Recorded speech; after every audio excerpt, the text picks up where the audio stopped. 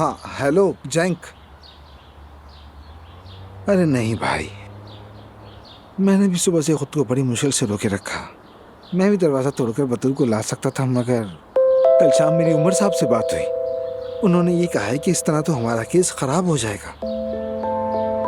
मैं भी उनके ऑफिस आया हूँ, देखते हैं कि अब आगे क्या कर सकते हैं। शुक्रिया भाई। एक और बात, क्या ये गाड़ी कुछ दिन और मेरे पास रहने दोगे?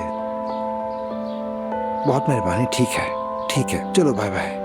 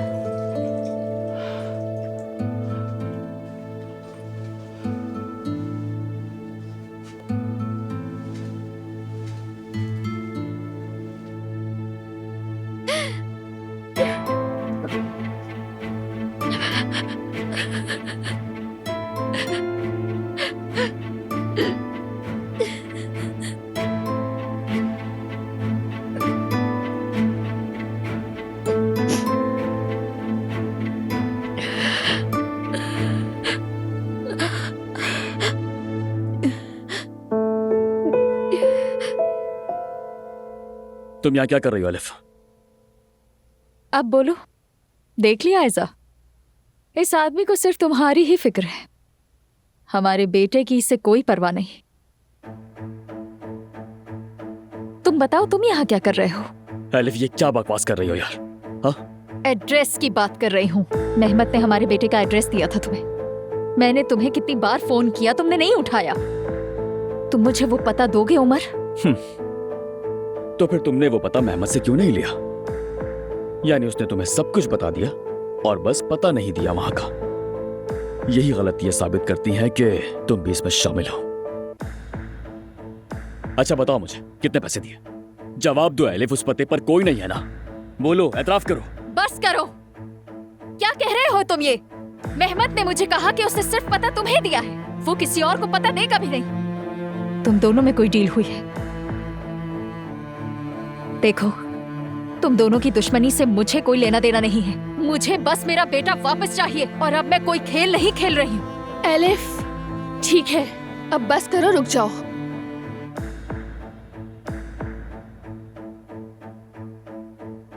उमर, तुम उस पते पर नहीं गए क्या? नहीं, मैं नहीं गया। क्यों? अभी तक क्यों नहीं गए उमर?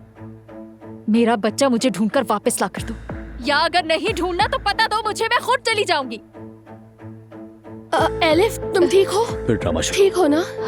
अरे छोड़ दो यार, ड्रामा कर रही है। मैं जानता हूं तुम इस खेल में बराबर की शरीक हो अलिफ, मानना पड़ेगा। वाकई बहुत कमाल की एक्टिंग करती हो। तुम्हारी नफरत, तुम्हारा गुस्सा, बेहोश होना, सब कुछ कमाल का है अलिफ। ये सब कुछ आयजा को मुतासिर करके मुझसे दूर करने के लिए है ना, जैसा कि मेहमत चाहता है।